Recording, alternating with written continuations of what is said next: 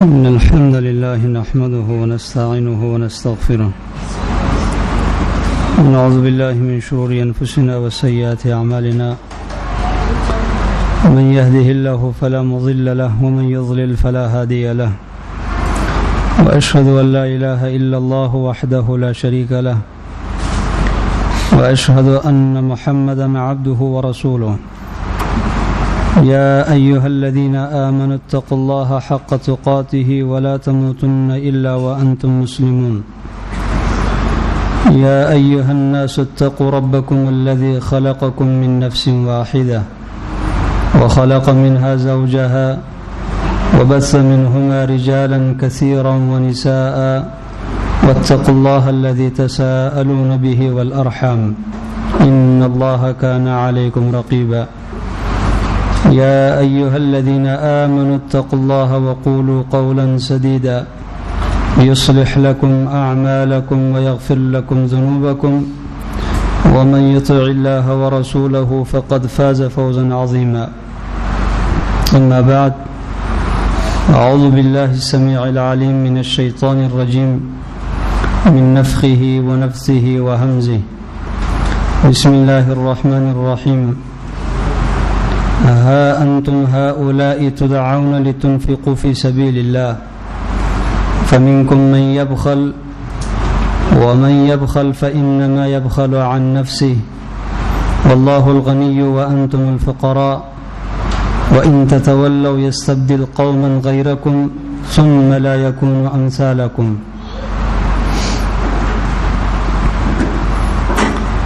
آج کا جو موضوع ہے ٹاپک وہ آپ سب کے علم میں ہے، زکوٰۃ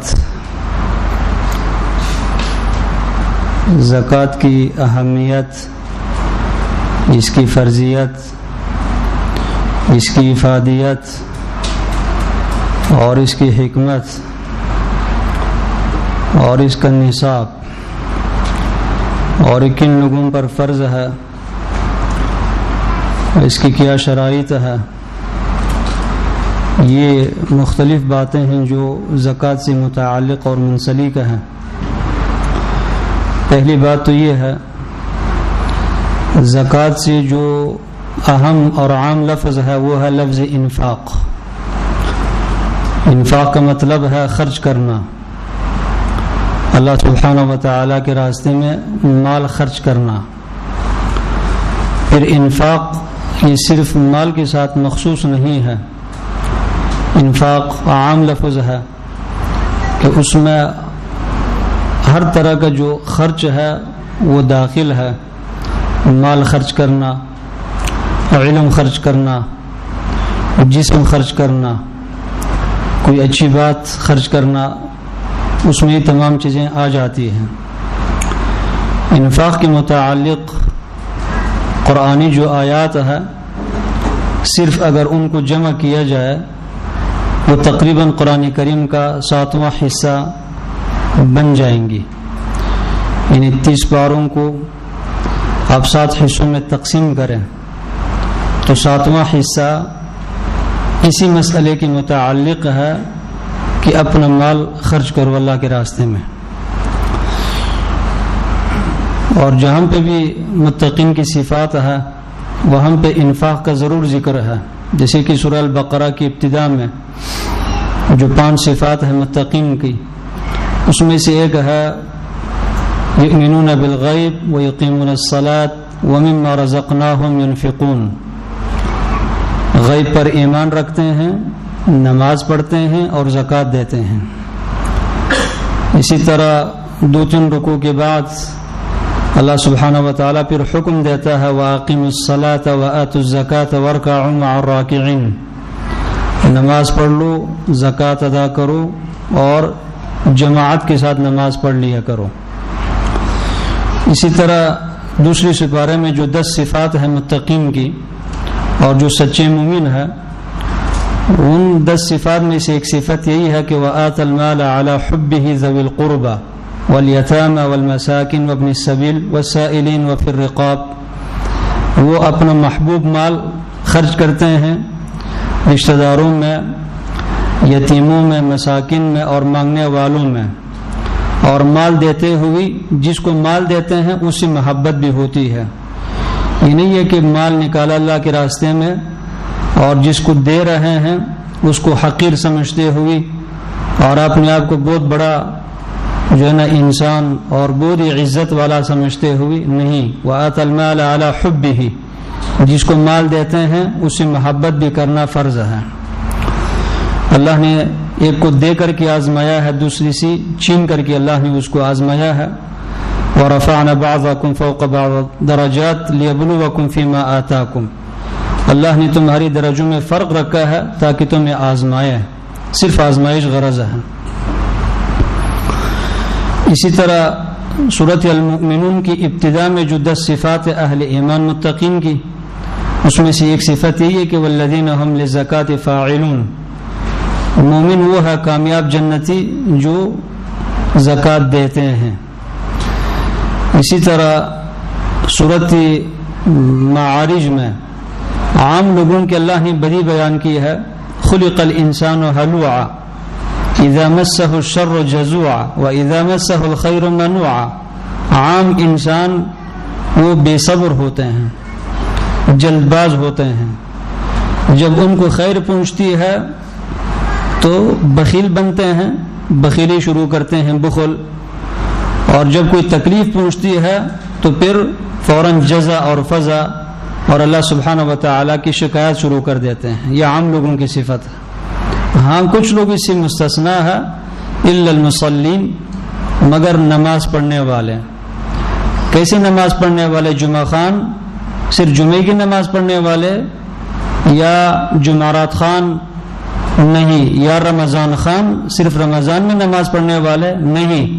الذین هم علی صلاتهم دائمون، جو اپنی نمازوں پر ہمیشگی کرتے ہیں، مداومت کے ساتھ نماز پڑھتے ہیں۔ اور والذین فی اموالہم حق معلوم للسائل والمحروم، وہ لوگ کہ ان کے مالوں میں ایک مخصوص حق ہوتا ہے مانگنے والوں کا اور محروم لوگوں کا۔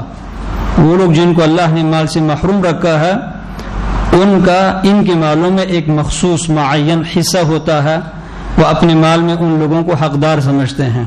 یہ نہیں کہ سب کچھ میرا ہے اور میری کمائی کی بدولت مجھے ملا ہے، ایسے نہیں، اللہ نے دیا ہے اور اللہ نے ان بندوں کو نہیں دیا بھی میرے بھائی ہے، بہن ہے، ان کا میرے اس مال میں حق ہے۔ یہ بات کرنا آسان ہے، لیکن یوں اپنی تصور بنانا اپنے مال کے متعلق یہ تھوڑا سا مشکل کام ہے۔ اس کے لیے جد و جہد، مجاہدہ اور محنت اور اللہ سبحانہ و تعالی سے توفیق کی دعا کی ضرورت ہوتی ہے۔ تو غرض یہ کہ انفاق کے متعلق اللہ سبحانہ و تعالی نے بہت کچھ قرآن کریم میں بیان کیا ہے۔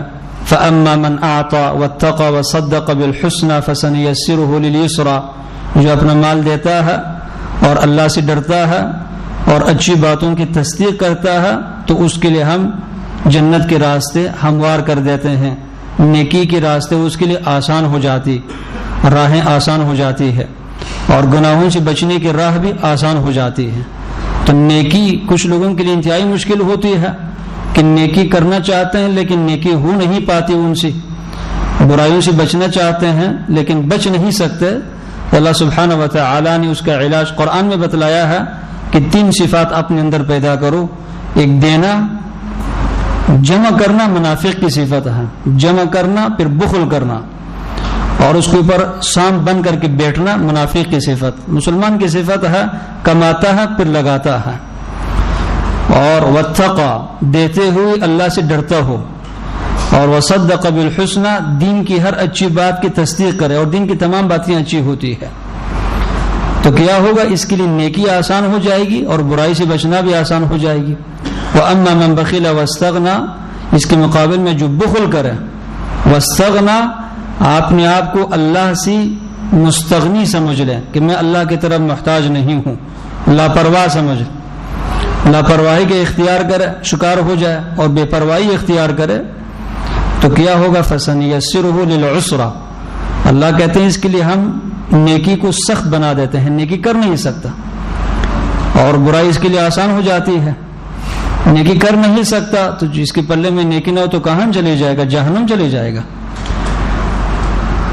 اور سورت واللیل میں اللہ سبحانہ و تعالیٰ اسی سورت میں آگے جا کر کے اللہ سبحانہ و تعالیٰ کہتے ہیں کہ وَسَيَجَنَّبُهَا الْأَتْقَى الَّذِي يُؤْتِي مَالَهُ يَتَزَكَّى، جہنم کی اس شعلہ دار آگ سے ان لوگوں کو بچایا جائے گا.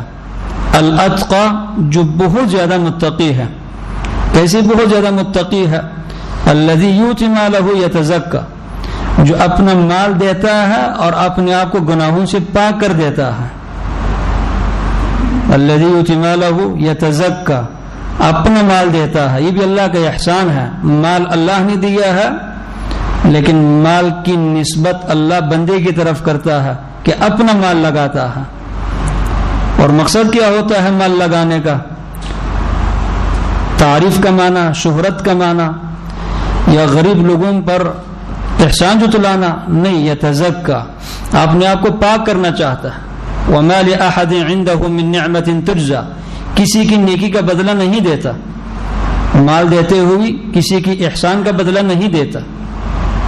إِلَّا ابْتِغَاءَ وَجْهِ رَبِّهِ الْأَعْلَى، صرف اپنے رب کو خوش کرنا چاہتا ہے، رب کو راضی کرنے کے لیے، رب کے چہرے کو حاصل کرنے کے لیے مال لگاتا ہے. تو ایسے لوگوں کو جہنم کی آگ سے بچایا جائے گا. اور سورۃ محمد جو میں نے آیت پڑھی ہے اس کی آخری آیت، اس میں تو اللہ سبحانہ و تعالی نے عجیب بات کی ہے کہ ہا انتم ہؤلاء تدعون لتنفقوا فی سبیل اللہ، یہ لوگوں تمہیں دعوت دی جاتی ہے کہ تم اللہ کے راستے میں خرچ کرو.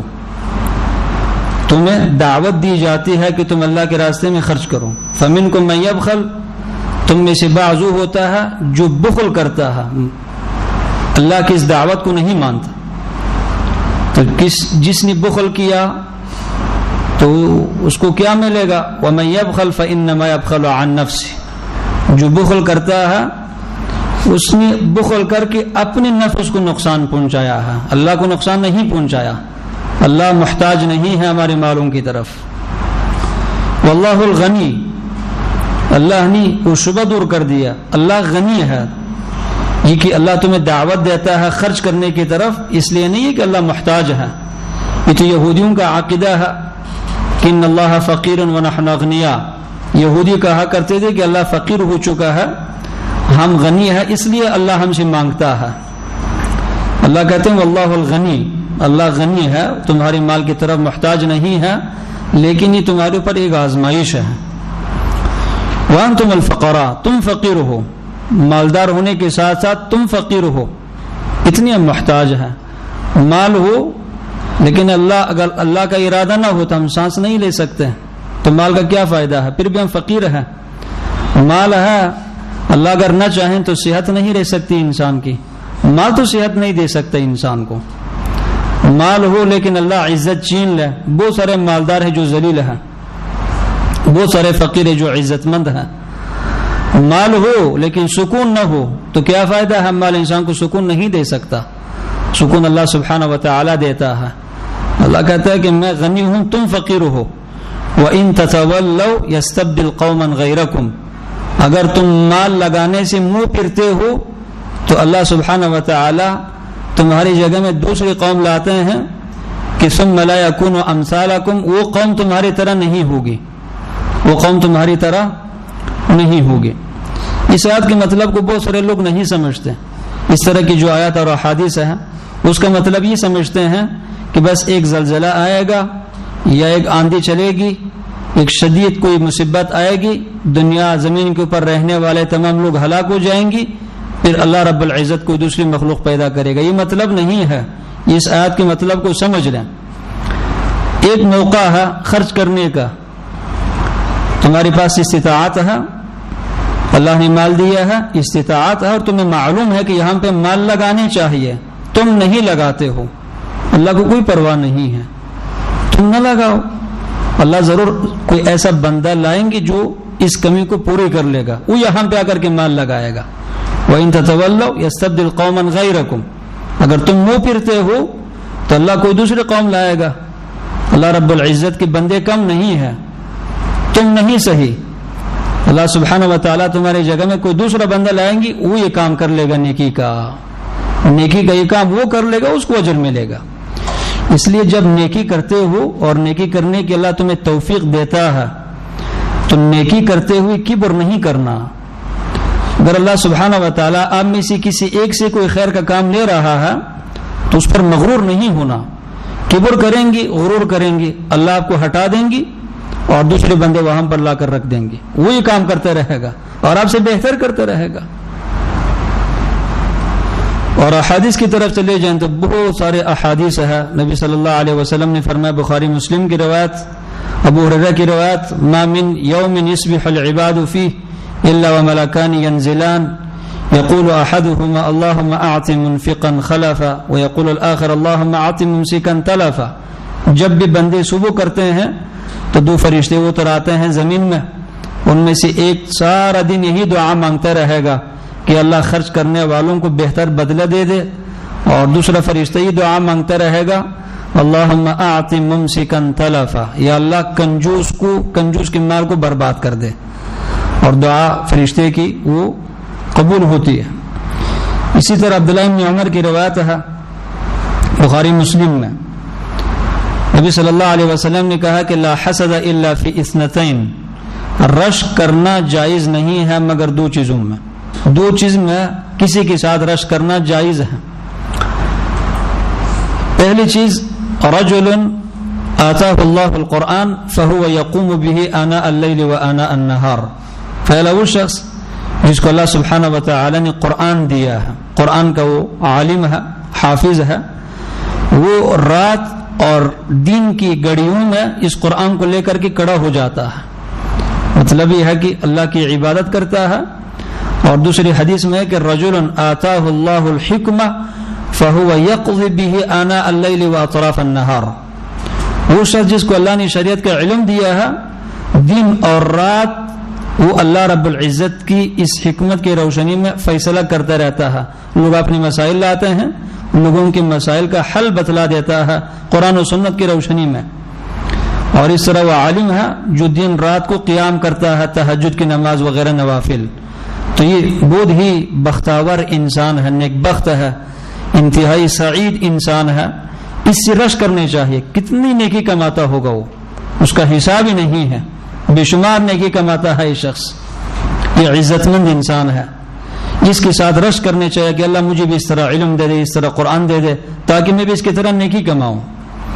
اور دوسرا وَرَجُلٌ آتَاهُ اللَّهُ مَالًا فَهُوَ يُنْفِقُهُ آنَاءَ اللَّيْلِ وَآنَاءَ النَّهَارِ. وہ شخص جس کو اللہ سبحانہ و تعالی نے مال دیا ہے، اس مال کو دن اور رات اللہ کے راستے میں خرچ کرتا ہے. تو خرچ کرنا دن کے ساتھ مخصوص نہیں ہے، رات کو بھی خرچ کرتا ہے، دن کو بھی خرچ کرتا ہے. یہ حدیث قرآن سے لی گئی ہے. الذين ينفقون اموالهم بالليل والنهار سرا وعلانية فلهم اجرهم عند ربهم ولا خوف عليهم ولا هم يحزنون. جو اپنے مال کو دن اور رات آشکارا اور خفیہ چھپ کر کے اللہ کے راستے میں خرچ کرتے ہیں، ان پر نہ خوف ہوگا نہ غمگین ہوں گے. تو یہ شخص بھی جس کو اللہ نے مال دیا ہے اور اپنے مال کو اللہ کے راستے میں خرچ کرتا ہے، قابل رشک ہے. مال کی وجہ سے قابل رشک نہیں ہے، مال کو نیکی میں لگانے کی وجہ سے قابل رشک ہے. دوسری حدیث میں اس کی وضاحت ہے فَسَلَّتَهُ عَلَى هَلَكَتِهِ. یہ وہ مالدار ہے کہ جس کو اللہ نے مال پر مسلط کر دیا ہے. یہ مال کے اوپر قابض ہے، مال کے اوپر مسلط ہے، مال اس کے اوپر مسلط نہیں ہے. اس دور میں بہت سارے لوگ ہیں ان کے پاس مال ہے لیکن مالوں کے اوپر مسلط ہے. اس حدیث میں شرط یہ ہے کہ اللہ نے اس کو مال کے اوپر مسلط کر دیا. اور دوسری شرط یہ ہے کہ اعلی ہلاکتہ، بے تحاشا خرچ کرتا ہے، فقر سے بالکل نہیں ڈرتا. اور تیسری شرط یہ ہے کہ فی الحق، حق میں خرچ کرتا ہے، دین میں، اپنی عیاشیوں میں نہیں، شہوات میں نہیں، خرافات میں نہیں، دین میں حق میں خرچ کرتا ہے. یہ شخص قابل رشک ہے، اس لیے کہ بہت سارے نیکی کماتا ہے. یہ شخص بہت سارے نیکی کماتا ہے. قرآن میں کہا ہے کہ لن تنالوا البر حتى تنفقوا مما تحبون. تم ہرگز نیکی کو نہیں پہنچ سکتے ہو، جنت کو نہیں پہنچ سکتے ہو جب تک کہ اپنا محبوب مال اللہ کے راستے میں خرچ نہ کرو. جب آیات اتر آئی تو بخاری میں روایت ہے، انس بن مالک کہتے ہیں کہ مدینے کے جو رہنے والے تھے، مہاجرین کے علاوہ جو انصار اصل جو مقیمین تھے، رہائشی تھے مدینے کی، ان میں سب سے زیادہ مالدار ابو طلحہ انصاری تھے۔ ابو طلحہ انصاری مالدار صحابی تھے، نبی صلی اللہ علیہ وسلم کی خدمت میں حاضر ہو کر کہتے ہیں اللہ کے رسول، قرآن میں آیت اتر آئی ہے کہ تمہیں جنت نہیں ملے گی جب تک کہ اپنا محبوب مال خرچ نہ کرو۔ تو میری زندگی میں جو جتنی بھی میرے پاس مال ہے، بہت سارے مال ہے، میرے مال میں سب سے جو قیمتی مال ہے یہ باغ ہے جو آپ کی مسجد کے سامنے ہے، یہ باغ بریحہ جس کے اندر چشمہ بھی ہے، آپ اس سے پانی بھی پیتے ہیں، یہ سب سے میرے قیمتی مالوں میں سے قیمتی مال ہے، یہ میں نے اللہ کے راستے میں دے دیا ہے، آپ جس کو مرضی دے دیں۔ تو نبی صلی اللہ علیہ وسلم خوش ہوئے، آپ نے کہا کہ ذاک مال رابح، یہ انتہائی نفع بخش مال ہے، آپ کے مال میں سے یہ باغ انتہائی نفع بخش مال ہے۔ اور پھر آپ نے کہا کہ میرا مشورہ یہ ہے کہ آپ نے تو اللہ کے راستے میں دے دیا ہے، اس کو اپنی رشتہ داروں میں تقسیم کریں، آپ کے رشتہ داروں میں جو غریب ہے انہی میں تقسیم کریں، اس لیے کہ جب رشتہ دار کو زکوٰۃ یا صدقہ دیتے ہیں تو ڈبل اجر ملتا ہے، ایک صدقہ اور زکوٰۃ کا اور دوسرا صلہ رحمی کا۔ اس لیے خرچ کرتے ہوئے سب سے پہلے اپنے خاندان میں دیکھنی چاہیے کہ جو فقراء ہے ان میں جو غریب ہے، آپ کے کزن وغیرہ، ان کو دینی چاہیے۔ تو صحابہ نے یوں عمل کیا ہے۔ ایک عورت کہتی ہے کہ 1,00,000 درہم میں لے کر آئی عائشہ صدیقہ کے پاس، میں نے ان کو دے دیا کہ آپ کو تحفہ ہے، آپ جہاں پہ مرضی اس کو لگائیں۔ وہ عورت کہتی ہے کہ میری موجودیت میں عائشہ صدیقہ نے 1,00,000 درہم مکمل اللہ کے راستے میں خرچ کر لیا، 1 درہم بھی نہیں بچا۔ میں نے ان کو کہا کہ آپ روزہ دار ہیں، ان میں سے اگر 2-3 درہم بچا لیتی تاکہ آپ خود کچھ خرید کر کے کھا لیتے تو بہتر نہیں تھا؟ کہنے لگی بات تو اچھی ہے لیکن آپ کو پہلے کر دینی چاہیے تھی، میرے ذہن میں بات نہیں تھی، چلو اب اللہ کے راستے میں چلا گیا۔ 1,00,000 درہم ایک گھنٹے میں 1,00,000 درہم $1,00,000 سے بھی زیادہ تھا اس دور میں، تو اللہ کے راستے میں دے دیا ہے۔ بے شمار اس طرح کے واقعات۔ ایک شخص اعرابی نبی صلی اللہ علیہ وسلم کے پاس آ کر کہنے لگا اللہ کے رسول مجھے کچھ بکریاں چاہیے۔ نبی صلی اللہ علیہ وسلم نے کہا کہ اس میدان میں جتنی بکریاں سارے لے جاؤ۔ اس کو یہ یقین نہیں ہو رہا تھا، اتنی زیادہ تھی، کئی سو بکریاں تھیں۔ تو پھر اس نے کہا اللہ کے رسول میں حقیقتاً آپ سے مطالبہ کر رہا ہوں کہ مجھے کچھ بکریاں چاہیے۔ اللہ کے رسول نے کہا کہ میں بھی تمہیں حقیقتاً بتلا رہا ہوں کہ سارے بکریاں لے جاؤ۔ تو سارے بکریاں لے کر گیا اور اپنے قوم کو کہنے لگا کہ قوم اس نبی پر ایمان لاؤ، یعطی عطاء لا یخشى الفقر، ایسا سخی نبی ہے، ایسا مال لگاتا ہے کہ فقر سے ڈرتا نہیں ہے۔ پورے قوم مسلمان ہو گئی اس ایک اعرابی کی بات کی وجہ سے، اور نبی صلی اللہ علیہ وسلم کی اس ایک انفاق کی وجہ سے پوری قوم مسلمان ہو گئی۔ تو ہمارے نبی یوں خرچ کرتے تھے، خصوصاً پھر رمضان کے مہینے میں کان اجود من الريح المرسلہ، چلتی ہوئی ہوا سے بھی زیادہ خرچ کرتے تھے اللہ کے رسول۔ تو غرض یہ کہ صحابہ اکرام یوں عمل کرتے تھے قرآنیات اور احادیث پر۔ اسی طرح نبی صلی اللہ علیہ وسلم نے کہا، اللہ سبحانہ و تعالی کہتے ہیں یا ابن آدم انفق علیک، آدم کے بیٹے آپ خرچ کیا کریں، میں آپ کے اوپر خرچ کرتا ہوں۔ نبی صلی اللہ علیہ وسلم بلال کو کہا کرتے تھے، بخاری کی روایت ہے، انفق یا بلال ولا تخش من ذی العرش اقلالا، بلال نبی صلی اللہ علیہ وسلم کا خزانہ چی تھا، تو اللہ کے رسول اس کو کہتے تھے وقتاً فوقتاً کہ تم بے باک خرچ کیا کرو اللہ کے راستے میں، عرش والے سے کمی کا خوف نہیں کرنا، اس کے خزانے بھرے ہوئے ہیں، پھر اور دیتا ہے۔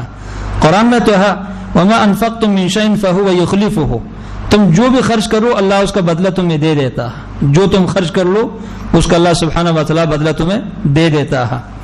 عام تو اصول یہی ہے کہ آپ 1 دے دیں اللہ 700 دیتا ہے، 100 دے دیں اللہ سبحانہ و تعالی 700 دے دیتا ہے۔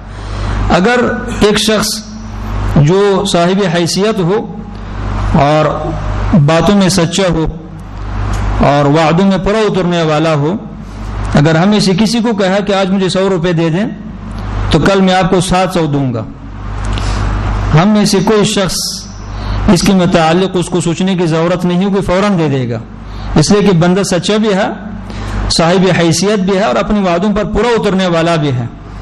اور ہر شخص یہی کہے گا کہ بڑا فائدہ ہے، آج 100 دے دیا، کل 700 لے لیا، لاکھ دے دیا، کل 7 لاکھ روپے لے لیا، بڑا فائدہ ہے، تو سب لوگ دے دیتے ہیں 700 لاکھ۔ تو اللہ سبحانہ و تعالی تو انتہائی سچا ہے، ومن اصدق من اللہ قیلا، ومن اصدق من اللہ حدیثا، اللہ سے زیادہ سچا کون ہو سکتا ہے؟ اور ومن اوفى بعهده من اللہ، اپنے وعدوں پر زیادہ پورا اترنے والا اللہ سبحانہ و تعالی سے کون ہو سکتا ہے؟ کوئی نہیں ہو سکتا۔ اور اللہ ید اللہ ملآ، اللہ کے دونوں ہاتھ بھرے ہوئے ہیں، اللہ کے خزائن پر ہے، اور جب سے اللہ نے اس کائنات کو پیدا کیا ہے مسلسل خرچ کر رہا ہے، لا یغیضها نفقۃ السحاء اللیل والنہار، شب روز پے در پے خرچ کرنے سے اللہ کے خزانوں میں کچھ بھی کمی نہیں آتی۔ تو اللہ سچا بھی ہے اور اپنا وعدہ پورا بھی کرتا ہے، اور اللہ کے خزانے پر بھی ہے۔ تو اللہ ہمیں کہتا ہے کہ مثل الذین ينفقون اموالهم فی سبیل اللہ کمثل حبۃ انبتت 7 سنابل فی کل سنبلۃ 100 حبۃ واللہ یضاعف لمن یشاء واللہ واسع علیم۔ جو ایک اللہ کے راستے میں لگایا، مقصد خلاصہ آیت کا یہی ہے کہ اللہ اس کو 700 گنا وہ بڑا چڑھا کر کے دے دیتا ہے۔ تو یہ ایک انتہائی نفع بخش تجارت ہے۔ ان الذين يتلون كتاب الله واقاموا الصلاة وانفقوا مما رزقناهم سرا وعلانية يرجون تجارة لن تبور، جو اللہ کی کتاب کی تلاوت کرتے ہیں، نماز پڑھتے ہیں اور اپنے مال کو خرچ کرتے ہیں، یہ ایسی تجارت کر رہے ہیں کہ جس میں کوئی نقصان نہیں ہوگا۔ یرجون تجارت لن تبور، ایسی تجارت کی امیدوار ہے کہ جس میں نقصان ہونے کا امکان ہی نہیں ہے، سوچ نہیں سکتا انسان کہ اس میں نقصان ہو، نقصان ہو ہی نہیں سکتا۔ نقصان تو اس تجارت میں ہے کہ تجارت کے انجام کے بارے میں انسان کو علم نہیں ہے، اور اس چیز کے متعلق علم نہیں ہے کہ یہ کب تک چلتی رہے گی، سیزن کب تک اس کا رہے گا، اس کے بارے میں انسان کو علم نہیں ہے، پھر جا کر نقصان ہوتا ہے۔ اللہ سبحانہ و تعالیٰ تو عالم و خبیر ہے، تو اس نے جب ہمیں کہا خرچ کرنے کا تو اس کے ساتھ تجارت کرنے میں کوئی نقصان نہیں ہوگا۔ پھر دوسری بات یہ کہ اللہ سبحانہ و تعالی نے تو پہلی سی مسلمان کی جان اور مال کو خرید لیا ہے۔ ان اللہ اشتری من المؤمنین انفسهم واموالهم بان لهم الجنہ، اللہ نے اہل ایمان کے مال اور ان کی جانوں کو خرید لیا ہے اور بدلے میں جنت کا وعدہ کیا ہے کہ تم مجھے مال دو میں تمہیں جنت دوں گا۔ تو یہ انفاق کی فضائل ہے، اور اس طرح نبی صلی اللہ علیہ وسلم نے کہا، بخاری مسلم کی روایت، کہ من تصدق بعدل تمرة من كسب طيب وإن الله لا يقبل إلا الطيب فإن الله يقبلها بيمينه ثم يربيها لصاحبها كما يربي أحدكم فلوه حتى تكون مثل الجبل، رواه البخاری ومسلم۔ کہ جب تم میں سے کوئی ایک شخص ایک کھجور کے برابر بھی حلال کمائی میں سے اللہ کے راستے میں خرچ کرے، اور اللہ سبحانہ و تعالی پاک چیز کے علاوہ ناپاک کو قبول ہی نہیں کرتا، تو اللہ سبحانہ و تعالی اس چیز کو اپنی دائیں ہاتھ کے ساتھ پکڑ لیتے ہیں، اور پھر اس صدقے کی یا زکوٰۃ کی اللہ تربیت کرتے ہیں، پرورش کرتے ہیں، جس طرح کہ تمہارا کوئی ایک اپنے گوڑے کی بچے کی تربیت اور پرورش کرتا ہے، یہاں تک کہ قیامت کے دن وہ ایک کھجور کے برابر جو صدقہ دیا تھا ایک پہاڑ سے بھی بڑا ہوگا، ایک پہاڑ کے برابر انسان کو اجر ملے گا، ایک کھجور کے برابر۔ اس لیے اگر ایک کھجور دینے کی بھی استطاعت ہے تو اس کو حقیر نہیں جاننے چاہیے۔ ایک مانگنے والی عورت آئی تو عائشہ صدیقہ نے اس کو 3 انگور کے دانے پکڑائی، انگور کے 3 دانے پڑے تھے، وہ دے دیا اس کو۔ تو ان کی لونڈی کہنے لگی کہ 3 انگور بھی کوئی چیز ہے جو اب اللہ کے راستے میں خرچ کرتی ہے؟ تو عائشہ نے کہا یہ بھی چیز ہے، اللہ نے قرآن میں فرمایا ہے فَمَن يَعْمَلْ مِثْقَالَ ذَرَّةٍ خَيْرًا يَرَهُ، جو ایک ذرے کے برابر نیکی کرے تو اس کو ملے گی، اس کا اجر اس کو ملے گا۔ تو 3 انگور کا آپ ذروں میں تقسیم کریں تو کئی 100 ذرے بنتے ہیں اس کی۔ یوں قرآن پر عمل کرتے تھے، چلتے پھرتے قرآن کریم کے عامل مفسر تھے، وہ قرآن کی تفسیر ان کے عملوں میں انسان کو نظر آتی تھی۔ تو جو زکوٰۃ ہے فرضی زکوٰۃ، یہ اس انفاق کی حصوں میں سے ایک حصہ ہے۔ یہ مقدمہ اور تمہیدی باتیں جو میں نے کیا ہے، یہ زکوٰۃ اس انفاق کے حصوں میں سے ایک حصہ ہے۔ زکوٰۃ بخیل لوگوں پر فرض ہے، زکوٰۃ اللہ نے اس لیے فرض کی ہے کہ کچھ لوگ انتہائی بخیل اور کنجوس ہوتے ہیں، مال بالکل نہیں لگاتے، تو چلو سال میں ایک مرتبہ سے کچھ نہ کچھ مال ہی نکال دیا جائے۔ اور انفاق یہ تو مسلمان کے ہمیشہ ہمیشہ کی صفت ہے، مسلمان ہمیشہ خرچ کرنے والا ہوتا ہے۔ زکوٰۃ تو بخوشی دیتا ہے، اس کے علاوہ ماشاء اللہ کے راستے میں خرچ کرتا ہے اور خوشی کے ساتھ خرچ کرتا ہے، اور خرچ کر کے اس کو خوشی ہوتی ہے، تنگی نہیں ہوتی۔ زکوٰۃ اس کی فرضیت کی جو سن ہے وہ تو مکے میں اللہ رب العزت نے مکی صورتوں میں اس کا ذکر ہے، ان سے یہ پتہ چلتا ہے ان آیات سے کہ زکوٰۃ مکے میں ہی فرض ہوئی تھی، لیکن اس کی نصاب اور اس کا جو تفصیل ہے وہ اللہ سبحانہ و تعالی نے مدنی زندگی میں ہجرت کے بعد 2 ہجری میں اللہ سبحانہ و تعالی نے اس کی تفصیل اتار دیا ہے، اور اس کی تفصیل نبی صلی اللہ علیہ وسلم کی زبان پر اللہ نے بیان کر دیا۔ زکوٰۃ یہ اسلام کے ارکان میں سے ایک رکن ہے اور ایک رکن اعظم ہے۔ نماز کے بعد پھر زکوٰۃ کا مقام ہے، پہلی شہادتین ہے، دوسرے نمبر پر نماز اور تیسرے نمبر پر زکوٰۃ ہے۔ یعنی زکوٰۃ کی اہمیت روزوں سے اور حج سے زیادہ ہے، اگرچہ یہ بھی اسلام کے ارکان ہے لیکن زکوٰۃ کی اہمیت زیادہ ہے۔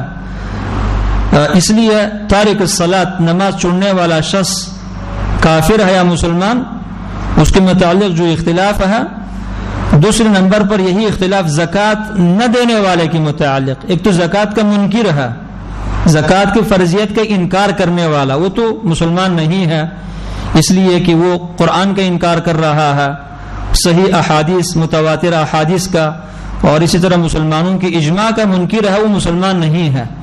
لیکن ایک شخص زکوٰۃ کی فرضیت کو مانتا ہے لیکن مانتے ہوئی پھر بھی زکوٰۃ دینے میں ٹال مٹول سے کام لیتا ہے، نہیں دیتا زکوٰۃ، نہیں نکالتا، وہ مسلمان ہے یا کافر؟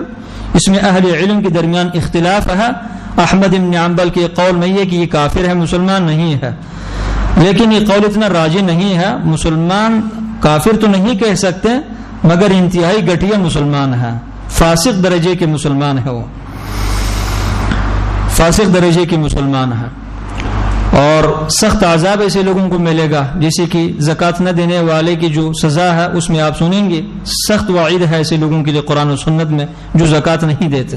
البتہ وہ مسلمان تو ہے لیکن اس کے خلاف لڑنا جائز ہے، اس کے خلاف لڑنا جائز ہے۔ اس کی وضاحت کر دیتا ہوں۔ زکوٰۃ کا جو لغوی معنی ہے اس کو اگر آپ دیکھیں ڈکشنری وغیرہ میں تو زکوٰۃ کا معنی ہے پاکی حاصل کرنا، برکت کا پیدا ہو جانا، مال میں برکت کا زیادہ ہو جانا، خیر پیدا ہو جانا، یہ زکوٰۃ کا لغوی معنی ہے۔ اور جو شرعی معنی ہے، شریعت کی زبان میں جو زکوٰۃ کا معنی ہے وہ مخصوص مال میں مخصوص حصہ ہے، مخصوص وقت میں نکالا جاتا ہے اور مخصوص لوگوں کو دیا جاتا ہے۔ مخصوص مال میں مخصوص حصہ ہے، ایک معین ٹائم میں وہ مال نکالا جاتا ہے اور متعین لوگوں کو دیا جاتا ہے۔ مخصوص مال اس لیے کہا کہ ہر مال میں زکوٰۃ نہیں ہے، جیسے پل وغیرہ اس میں زکوٰۃ نہیں ہے، اور مخصوص مقدار اس لیے کہا کہ وہ اس کا اپنا نصاب ہے، جیسے سونا ہے اس کا الگ نصاب ہے، چاندی کا الگ نصاب ہے، مواشی ہے تو ان کا الگ نصاب ہے، زراعت ہے تو اس کا الگ نصاب ہے۔ مخصوص ٹائم میں اس لیے کہا کہ اس کی فرضیت کے شرائط میں سے ایک شرط یہ ہے کہ اس پر سال گزر جائے مالک ہونے کے بعد، اور مخصوص لوگوں کو اس لیے کہا کہ اللہ سبحانہ و تعالی نے صرف 8 قسم کے لوگوں کو زکوٰۃ کا حقدار قرار دیا ہے، صرف انہی کو دی جائے گی زکوٰۃ، ان کے علاوہ باقی لوگوں کو دینا درست نہیں ہے۔ تو یہ زکوٰۃ کی شرعی تعریف ہے قرآن و سنت میں۔ زکوٰۃ کی اہمیت تو یہ ہے کہ اسلام کا رکن ہے، یہ فرض ہے۔ نبی صلی اللہ علیہ وسلم کی وفات کے بعد کچھ لوگ مرتد ہوئے تھے اور کچھ لوگوں نے زکوٰۃ دینے سے انکار کیا، تو ابوبکر صدیق نے خطبہ دیا اور کہنے لگے کہ واللہ لأقاتلن من فرق بین الصلاة والزکاة، واللہ لو منعونی عقالا كانوا يؤدونها الى رسول اللہ صلی اللہ علیہ وسلم ومنعونی لقاتلتهم علیہا۔ کہنے لگے اللہ کی قسم میں ہر اس شخص کے خلاف لڑوں گا جو نماز اور زکوٰۃ کے درمیان فرق کرتا ہے، جو نماز اور زکوٰۃ کے درمیان فرق کرتا ہے میں اس کے خلاف لڑوں گا. دونوں اسلام کا رکن ہے. اور اللہ کی قسم اگر یہ لوگ نبی صلی اللہ علیہ وسلم کی زندگی میں زکوٰۃ میں ایک رسی نکالتے تھے, آج اگر وہ نکال کر مجھے نہیں دیں گے پھر بھی میں ان کے خلاف لڑوں گا. عمر بن خطاب کو اس بات کی سمجھ نہیں آ رہی تھی. کہنے لگے ابو بکر آپ نماز پڑھنے والوں کے خلاف کیسے لڑ سکتے ہیں؟ نماز پڑھنے والوں کے خلاف آپ کیسے لڑ سکتے ہیں؟ یہ لوگ تو نماز پڑھتے ہیں, ٹھیک ہے زکوٰۃ نہیں دیتے, نماز تو پڑھتے ہیں. ابو بکر نے پھر اپنی بات دہرائی کہ اللہ کی قسم اگر ایک رسی جو اللہ کے رسول کو دیتے تھے اگر مجھے نہیں دے دیں گے پھر بھی میں لڑوں گا ان کے خلاف. عمر کہتے ہیں بڑی حیرت ہوتی تھی ابو بکر کی اس بات پر, لیکن ابو بکر کی اصرار سی ہمارے سینوں کو اللہ نے کھول دیا ہے کہ بالکل ابو بکر کی بات ٹھیک ہے, جو زکوٰۃ نہیں دیتا اس کا خون بہانے چاہیے, اس کے خلاف لڑنے چاہیے. یہاں تک کہ سب صحابہ اکرام کے سینے کھولے اس بات پر, اور پھر انہوں نے جہاد شروع کیا ان لوگوں کے خلاف جو زکوٰۃ نہیں دیتے تھے. اسی پتہ چلا کہ زکوٰۃ کی بڑی اہمیت ہے اسلام میں. قرآن کریم کی 82 آیات میں اللہ سبحانہ و تعالی نے نماز اور زکوٰۃ کو جمع کیا ہے. 82 آیات میں 82 مقامات میں اللہ عز و جل نے نماز اور زکوٰۃ کو جمع کیا ہے. یہ بھی دلیل ہے زکوٰۃ کی اہمیت پر کہ نماز کے بعد زکوٰۃ کا ہی جو ہے نا وہ زکوٰۃ کی اہمیت ہے. اور پھر زکوٰۃ اگر انسان نہ دے دے تو اس کی کیا سزا ہے؟ اس کی بہت بڑی سزا ہے. قرآن میں ہے والذین یکنزون الذهب والفضة ولا ينفقونها في سبيل الله فبشرهم بعذاب أليم. جو سونا اور چاندی خزانہ کرتے ہیں اللہ کے راستے میں خرچ نہیں کرتے, ان کو آپ دردناک عذاب کی خوشخبری سنائیں. یوم یحمى علیہا فی نار جہنم, جس دن اس سونا اور چاندی کو تختیوں کی شکل میں بنا دیا جائے گا اور جہنم کی آگ پر ان کو گرم کیا جائے گا. فتکوی بہا جباہہم وجنوبہم وظہورہم, تو ان تختیوں کے ذریعے سے ان کی پیشانیوں کو, ان کی پہلوؤں کو اور ان کی پیٹھ کو داغ دیا جائے گا, داغ لگایا جائے گا, اور ان کو کہا جائے گا ھذا ما کنزتم لانفسکم, یہ تو وہی مال ہے جو تم نے اپنے خزانہ کیا ہوا تھا, اسی تمہیں تکلیف کیوں ہوتی ہے. فذوقوا ما کنتم تکنزون, اس چیز کا مزہ تو چکھ لو جو تم خزانہ کرتے رہے. اور حدیث میں ہے نبی صلی اللہ علیہ وسلم نے کہا, سلسلۃ الاحادیث صحیحہ وغیرہ کی روایت ہے کہ جس کو اللہ سبحانہ و تعالی نے مال دیا ہے اور وہ فلم یؤدی زکاۃ, اس کی زکوٰۃ نہیں نکالتا, مثل له شجاعا اقرع, اس کے مال کو قیامت کے دن ایک گنجا سام کی شکل میں پیش کیا جائے گا. وہ مال ایک گنجا سام کی شکل میں آئے گا. بخاری کی روایت ہے, سلسلۃ الاحادیث صحیحہ میں بھی ہے, سام گنجا تب ہوتا ہے جب انتہائی زہریلا ہو, اس میں زہر بہت زیادہ ہو تو پھر وہ گنجا ہوتا ہے. تو ایک گنجا سام کی شکل میں آئے گا. فیأخذ بلہزیمتیہ, اس بندے کی دونوں جبڑوں کو پکڑ لے گا یہ سام, اور اس کو ڈستے رہے گا اور اس کو کہے گا کہ انا مالک انا کنزک, میں تمہارا مال ہوں, میں تو تمہارا وہ خزانہ ہوں, مجھ سے کیوں بھاگتے ہو.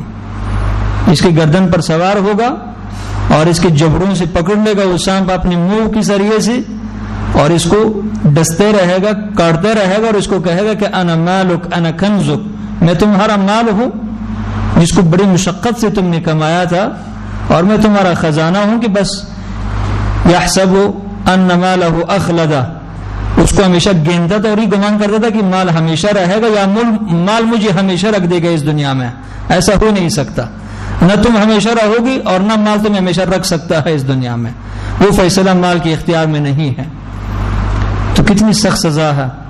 اور دوسری حدیث میں نبی صلی اللہ علیہ وسلم نے کہا کہ وہ مال اگر سونا اور چاندی کی شکل میں سے ہو تو اس کو تختوں کی شکل میں بنا دیا جائے گا, جہنم کی آگ پر اس کو گرم کر دیا جائے گا, پھر اس شخص کے جسم کو داغ لگا دیا جائے گا اور اس کو سزا ملتی رہے گی. فی یوم کان مقدارہ 50,000 سنہ, ایسے دن میں کہ جس کی لمبائی 50,000 سال ہوگی, 50,000 سال اس کو قیامت میدان حشر میں یہی سزا ملتی رہے گی. اور جب اللہ سبحانہ و تعالی بندوں کے درمیان فیصلہ کریں گی ثم یرا سبیلہ اما الی الجنۃ و اما الی النار، پھر اللہ جب فیصلہ کرنے کے لیے آئیں گے تو پھر دیکھی جائے گی کہ جنت میں جائے گا یا جہنم میں جائے گا۔ یہ تو پہلا عذاب ہے جہنم میں جانے سے پہلے میدان حشر میں جس کو ملتا رہے گا۔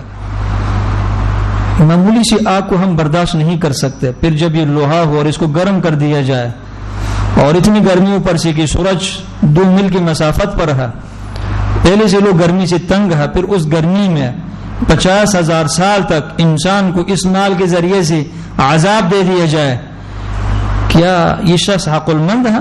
اپنے آپ کو کس طرح عقل مند کہہ سکتا ہے کہ اس مال کی زکوٰۃ نہیں نکالتا؟ چند دن کی زندگی کے لیے کتنی زندگی ہے تمہاری؟ کتنی عمر ہو گئی ہے؟ 50، اکثر عمر تمہاری گزر گئی ہے، صرف 10-15 سال یہ باقی ہے، تمہیں اپنی موت کی شدید تیاری کرنی چاہیے۔ کتنی عمر ہے؟ 30، نصف عمر گزر گئی ہے، نصف باقی ہے، نصف نے کیا ہے اس پر اپنا جائزہ لو۔ کتنی عمر ہے؟ 60-70 سال، تم تو بالکل منزل طے کر چکے ہو، کفن خرید کر کے اپنے پاس رکھ لیا کرو، جیسے کہ کچھ سلف اپنی کفن نماز پڑھتے ہوئے اپنی جائے نماز کے سامنے رکھتے تھے۔ ایک عورت کے بارے میں پڑھ رہا تھا کل، ایک نیک صالح عورت کے بارے میں، کہ اپنی کفن ہمیشہ اپنی جائے نماز کے سامنے رکھتی تھی، اس لیے تاکہ نماز میں خشوع پیدا ہو جائے۔ ساتھ اللہ کے رسول نے کہا کہ میری امت کے اکثر افراد کی عمر 60-70 کے درمیان ہوں گی، کم ایسے لوگ ہوں گے جو اوپر چلے جائیں گے، اور پھر 70 کے بعد زندگی میں تو کوئی مذہب ہی نہیں ہے، وہ تو بندہ خود بھی دعا مانگتا ہے کہ اللہ بس مجھے لے جاؤ، اب کیا رہ گئی ہے؟ کچھ بھی نہیں رہا۔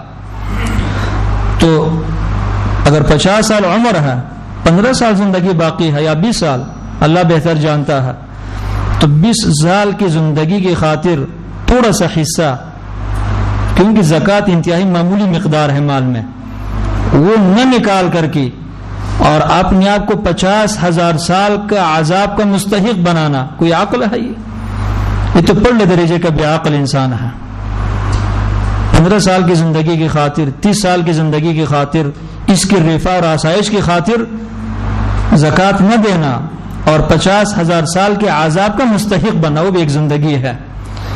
وہاں پہ بھی یہی جسم ہمارے ساتھ ہوگا، کھانے کی ضرورت ہوگی، پینے کی ضرورت ہوگی، پہننے کی ضرورت ہوگی، چھاؤنے اور سایہ کی ضرورت ہوگی، یہی ہماری خواہشات، یہ خواہشات وہاں پہ بھی ہوں گی، اور وہاں پہ اس شدید گرمی میں، قیامت کے عرصات میں 50,000 سال تک اس طرح عذاب دیا جانا۔ لمبی حدیث ہے اس میں کہ جو لوگ مواشی رکھتے ہیں اور وہ مواشیوں کی زکوٰۃ نہیں نکالتے، تو وہ مواشی آئیں گی، انتہائی موٹے ہوں گی، فربا ہوں گی، تازہ ہوں گی، اور اس شخص کے اوپر ان کو پرا دیا جائے گا اور 50,000 سال تک وہ اس کو رونگتے رہیں گے۔ یہ لمبی حدیث ہے جس کا میں نے مختصر آپ کو سنا دیا ہے۔ تو یہ عذاب نہ دینے والوں کی سزا ہے۔ اور ایک حدیث میں یہ ہے، طبرانی کی روایت ہے، صحیح ترغیب و ترہیب میں بھی ہے، نبی صلی اللہ علیہ وسلم نے کہا مانع الزکاۃ یوم القیامت فی النار، زکوٰۃ نہ دینے والا قیامت کے دن جہنم میں ہوگا۔ اس حدیث کو بھی اس حدیث کے ساتھ لگائیں کہ 50,000 سال تک قیامت کی زمین میں، حشر میں، حساب کتاب سے پہلے اس کو سزا ملے گی، اور پھر 50,000 سال عرصہ گزرنے کے بعد پھر یہ جہنم میں چلے جائے گا، اس پر بھی اس کی جان نہیں چھوڑ جائے گی۔ تو اس کے علاوہ، اس کے باوجود بھی اگر پھر بھی کوئی بندہ زکوٰۃ نہ دے تو اب اس کی مرضی ہے، ہدایت اللہ سبحانہ و تعالیٰ کے ہاتھ میں ہے۔ تو یہ زکوٰۃ نہ دینے والوں کی سزا ہے۔ اب زکوٰۃ کس چیز سے نکالنی ہے؟ وہ مخصوص چیزیں ہیں کہ مثلا چاندی ہے، سونا ہے، اسی طرح ایک کرنسی ہے، کاغذی رقم، اور اسی طرح یہ مواشی ہے، اور اسی طرح یہ زمین کی پیداوار، زراعت ہے، مخصوص چیزیں ہیں۔ جو سونا ہے اس کا جو نصاب ہے وہ تو 85 گرام ہے، کہ 85 گرام سونا اگر کسی کے پاس ہو تو اس سے زکوٰۃ نکالنی چاہیے، یعنی وہ قیمت بازار میں پتہ کر لے گا کہ کیا قیمت ہوگی، تو اس کے مطابق وہ اس سے زکوٰۃ نکالے گا 2.5%۔ اور دوسرا جو 85 گرام ہے یہ 7.5 تولہ یا اتنی ہی بنتا ہے تولوں کے حساب سے، اور جو چاندی ہے اس میں 595 گرام اس کا نصاب ہے۔ 595 گرام اگر چاندی کسی مسلمان کے پاس ہو تو اس کو زکوٰۃ نکال دینی چاہیے کہ 200 درہم میں سے وہ اس زمانے میں 200 درہم تھا، اب 200 درہم کو لوگ نہیں جانتے لیکن گرام کو جانتے ہیں، یہ 52.5 تولہ تقریباً چاندی بنتا ہے تولوں کے حساب سے۔ اس میں جو سونا ہے چاہے زیورات کے شکل میں ہو یا غیر زیورات کے شکل میں ہو، زیورات جو خواتین استعمال کرتی ہیں تو اس پر زکوٰۃ ہے یا نہیں ہے، اس میں 4 موقف ہے اہل علم کا، اس میں جو راجح موقف ہے یہی ہے اس پر زکوٰۃ ہے، جو دلائل ہے ان علماء کے پاس وہ قوی ہے، اور احتیاط بھی اسی میں ہے کہ زکوٰۃ اس کی نکال دینی چاہیے۔ عورت کے پاس استطاعت تو خود نکالے گی، جیسے کہ نبی صلی اللہ علیہ وسلم نے عائشہ نے کچھ زیورات بنائی تھی چاندی کی، اللہ کے رسول نے ان کو کہا کہ ان کی زکوٰۃ تم ادا کیا کرو، اور اسی طرح عبداللہ ابن عمر اپنی بیٹیوں کو کہا کرتے تھے کہ اپنی زیورات کی زکوٰۃ نکال دیا کرو، ضروری ہے نکالنا، اور عبداللہ ابن عمر سالم اپنی شاگرد کو بھی کہتے تھے کہ تمہاری بیٹیوں کے پاس جو زیورات ہیں اپنی بیٹیوں سے کہہ دیا کرو کہ اس کی زکوٰۃ نکال دیا کریں۔ تو اس طرح کی روایت سے پتہ چلتا ہے اگر عورت کے پاس استطاعت تو خود نکالے گی، اگر استطاعت نہ ہو تو پھر شوہر کی ذمہ داری ہے کہ اس کی زکوٰۃ وہ نکال دیں۔ اس میں احتیاط یہی ہے اور راجح موقف بھی یہی ہے۔ جو کرنسی ہے اس کا اندازہ کیسے لگانا ہے، 2 موقف ہے۔ کچھ اہل علم کہتے ہیں کہ سونے کا جو نصاب ہے وہی کرنسی کا ہے، اگر 85 گرام سونے کی قیمت پیسوں کی شکل میں ہو تو اسے زکوٰۃ نکالنا ضروری ہے، لیکن یہ موقف درست نہیں ہے، کمزور موقف ہے۔ راجح موقف یہ ہے کہ کرنسی میں جو ہے نا وہ چاندی کا نصاب ہے، یعنی 595 گرام چاندی کی قیمت اگر کسی مسلمان کے پاس ہو پیسوں کی شکل میں تو اس پر زکوٰۃ فرض ہے، اس سے زکوٰۃ نکالنی چاہیے۔ 40,000 ہے تو 1,000 ہے، 1 میں 2,500 ہے، کوئی زیادہ رقم نہیں ہے، تو اس کی زکوٰۃ نکالنا ضروری ہے، زکوٰۃ نکالے۔ جو تاجر حضرات ہیں جو تجارتی مال ہے اس میں اکثر لوگ مسئلہ پوچھتے ہیں کہ ایک اصل رقم ہے اور پھر سال میں جو پرافٹ آتا رہتا ہے، فوائد منافع، اس کا کیسے اندازہ لگائیں گے؟ اس میں آسان بات یہی ہے کہ آپ کے اصل رقم پر 1 سال گزرنا ضروری ہے، کہ آپ اتنی پیسوں کا مالک ہیں کہ وہ نصاب کو پہنچتا ہے اور پھر اس پر 1 سال گزر جائے، جیسے کہ شرائط میں بتلاؤں گا، تو 1 سال گزرنے کے بعد اس پر زکوٰۃ فرض ہے۔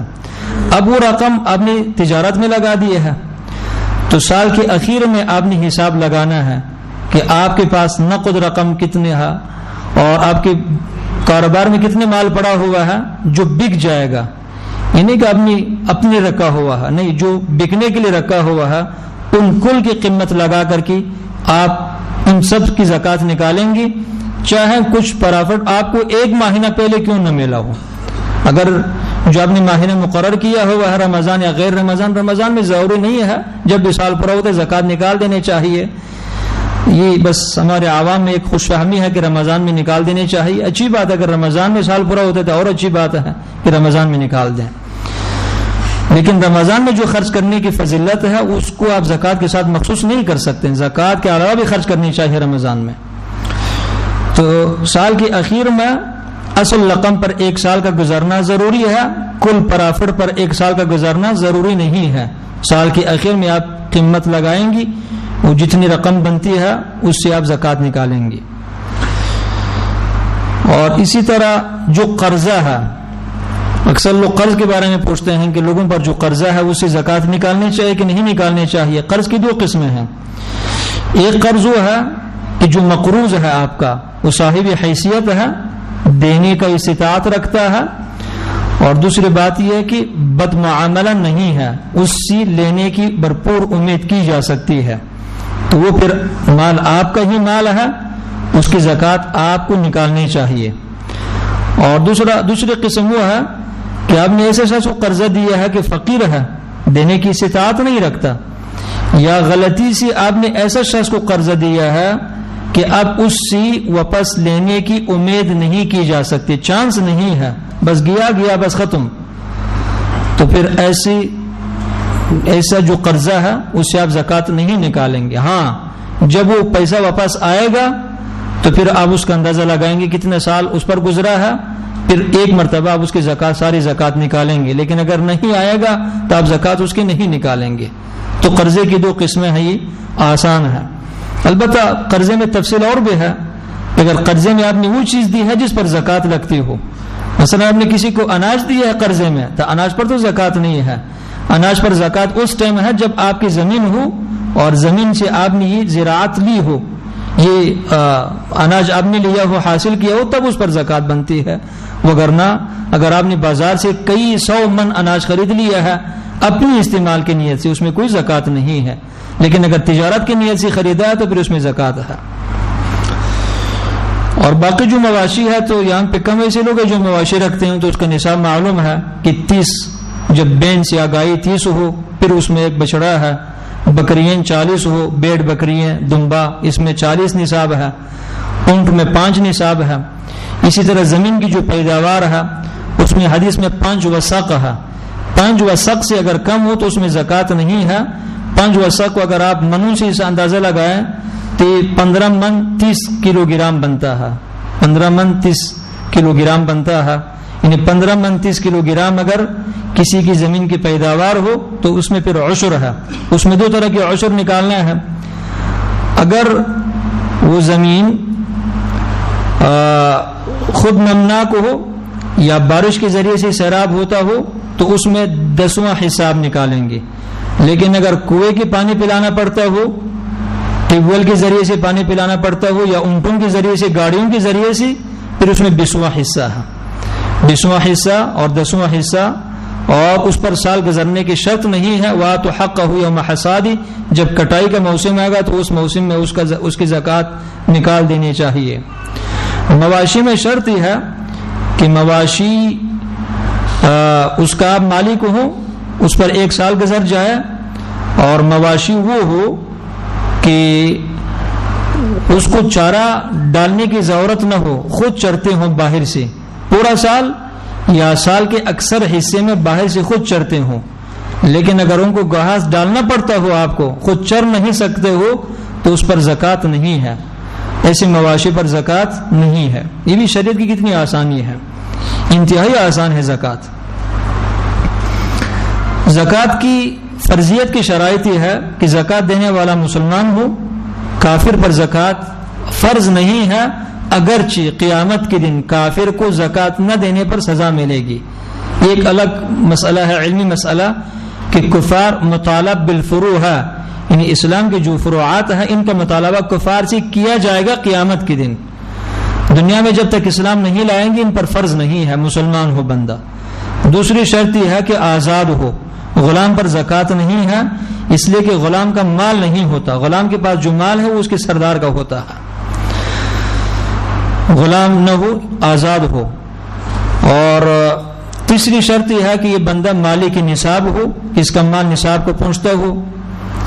اور چوتھی شرط یہ ہے کہ اس مال پر 1 سال گزر جائے. اگر 9 مہینہ گزرا ہے تو زکوٰۃ فرض نہیں ہے, پورا 1 سال گزر جائے تو تب جا کر کے زکوٰۃ اس کے مال میں فرض ہوتی ہے.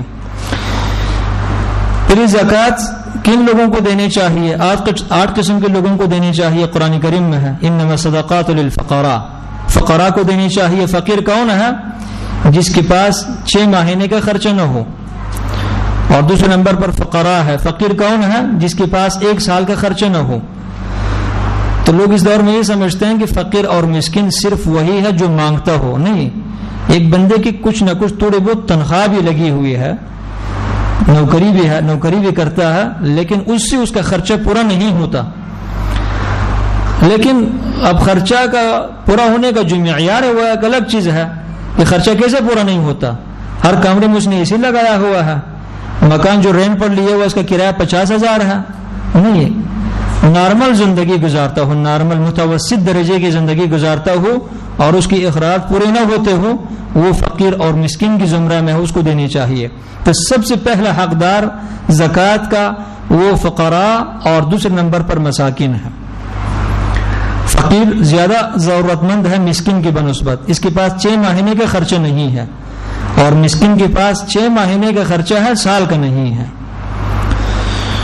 اور تیسرے نمبر پر والعاملین، جو زکوٰۃ جمع کرنے والے لوگ ہیں، جو لوگوں سے زکوٰۃ جمع کرتے ہیں، ان کا زکوٰۃ میں حصہ ہے، یہ زکوٰۃ استعمال کر سکتے ہیں اگرچہ خود بذات خود مالدار کیوں نہ ہو، مالدار ہے یہ بندہ، لیکن اس کا کام ہے لوگوں سے زکوٰۃ جمع کرنا، تو اس کا حق ہے زکوٰۃ میں۔ شرط یہ ہے کہ جو زکوٰۃ جمع کرنے والا شخص ہے گورنمنٹ کی طرف سے اس کی تنخواہ نہ ہو، یا جس ادارہ یا جس تنظیم جماعت کی طرف سے اس کی ذمہ داری لگائی گئی ہے، جماعت اس کو تنخواہ نہ دیتی ہو یا وہ ادارہ اس کی تنخواہ نہ دیتا ہو، تب یہ زکوٰۃ کا حقدار ہے، وگرنہ حقدار نہیں ہے۔ اگر اس کی تنخواہ نہیں ہے تو پھر اپنا خرچہ زکوٰۃ کے مال میں سے لے سکتا ہے۔ یہ تیسرے نمبر پر ہے زکوٰۃ جمع کرنے والے لوگ، ان کو آپ دے سکتے ہیں۔ اور چوتھے نمبر پر والمؤلفۃ قلوبہم، وہ لوگ جن کا دل مائل ہے۔ اس میں 3 طرح کے لوگ ہیں، مؤلفۃ القلوب میں 3 طرح کے لوگ آتے ہیں۔ پہلے نمبر پر وہ نو مسلم جو ابھی مسلمان ہوا ہے اور اسلام اچھی طرح اس کے دل میں نہیں اتر آیا، تذبذب میں ہے، شش و پنج میں ہے، اس کو مزید اسلام پر مستحکم کرنے کے لیے زکوٰۃ دی جا سکتی ہے۔ دوسرے نمبر پر مؤلفۃ القلوب میں وہ کافر جو ابھی تک مسلمان نہیں ہوا لیکن مسلمانوں کا خوشبین ہے، مسلمانوں کی طرف مائل ہے، اسلام کے بارے میں اس نے سرچ اور تحقیق شروع کیا ہے اور اسلام قبول کرنا چاہتا ہے، تو اس کو بھی مال دیا جا سکتا ہے۔ الانسان عبد الاحسان، اس کو اسلام کی طرف مزید مائل کرنے کے لیے مال دیا جا سکتا ہے، زکوٰۃ دی جا سکتی ہے اس کو۔ اور تیسرے نمبر پر وہ کافر جو مسلمان تو نہیں ہے اور مسلمان ہونے کا ارادہ بھی نہیں ہے، لیکن وہ مسلمانوں کا دفاع کرتے رہتا ہے، مسلمانوں کا دفاع کرتا ہے، بقیہ کفار کو روکتا ہے مسلمانوں کو تکلیف دینے سے، اور مسلمانوں کے ساتھ خیر خواہی کرتا رہتا ہے وقتاً فوقتاً۔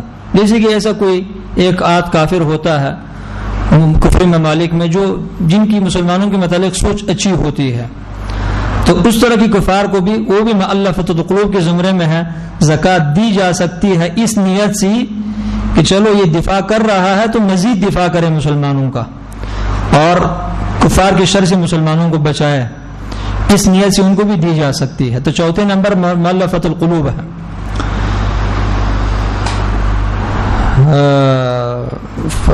پانچویں نمبر پر وفی الرقاب، گردن چھڑانے میں، گردن آزاد کرنے میں۔ سب سے پہلا شخص کی مراد غلام اور لونڈی ہے۔ غلام آپ خریدتے ہیں یا غلام مکاتب ہے۔ غلام مکاتب اس کو کہتے ہیں کہ غلام یا لونڈی نے اپنے آقا کو کہا کہ 1 سال یا 2 سال میں آپ کو اتنی رقم دوں گا، اس کے بدلے میں آپ مجھے آزاد کر دیں۔ اب وہ 1-2 سال اس کے بعد جو فرصت ہے اس میں وہ تلاش کرتا ہے، تو ایسے غلام اور لونڈی کو زکوٰۃ دی جا سکتی ہے تاکہ وہ اپنی جان چھڑائے اور اپنی گردن کو رہائی بخشے، تو غلام۔ دوسرے نمبر پر رقاب میں مسلمان اسیر اور قیدی ہے۔ وہ مسلمان جو اسیر ہے کفار کے پاس، قیدی ہے، یا ان ممالک میں قیدی ہے، ناجائز کیسز میں پھنسا ہوا ہے بیچارہ، کسی ناجائز مقدمہ کیا ہے، کیس کیا ہے، اس میں بیچارہ پھنسا ہوا ہے، تو ایسے مسلمانوں کو جیلوں سے رہا کرنے کے لیے زکوٰۃ کی رقم دی جا سکتی ہے۔ چھٹے نمبر پر والغارمین،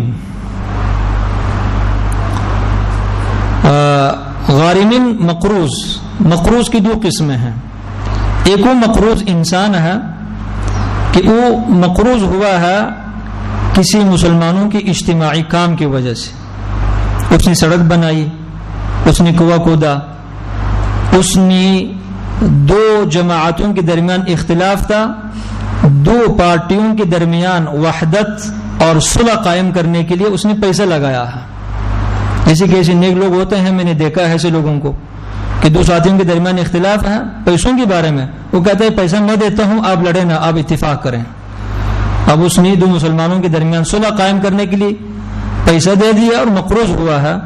ایک تو وہ زکوٰۃ کا مستحق ہے، دوسرا وہ مقروض جو اپنی جائز ضروریات کو پوری کرنے کے لیے قرضہ لیا ہے، گھر بنانا چاہتا ہے، رہنے کے لیے گھر اس کے پاس نہیں ہے، یا گھر میں جو بنیادی ضروریات ہے اس کے لیے اس نے کسی سے قرضہ لیا ہے، مقروض ہو چکا ہے، اب قرضہ لوٹانے کی استطاعت نہیں رکھتا، تو ایسے لوگوں کو زکوٰۃ دی جا سکتی ہے۔ شرط یہ ہے کہ گناہوں کی وجہ سے مقروض نہ ہوا ہو، یہ نہیں کہ مقروض ہوا ہے شراب کی وجہ سے، مقروض ہوا ہے بہائی کی وجہ سے، مقروض ہوا ہے جوا کھیلنے کی وجہ سے، وہ مستحق نہیں ہے۔ جائز ضروریات کی وجہ سے، جائز ضروریات کو پوری کرنے کی وجہ سے مقروض ہوا ہے، اس کو آپ دے سکتے ہیں۔ وفی سبیل اللہ،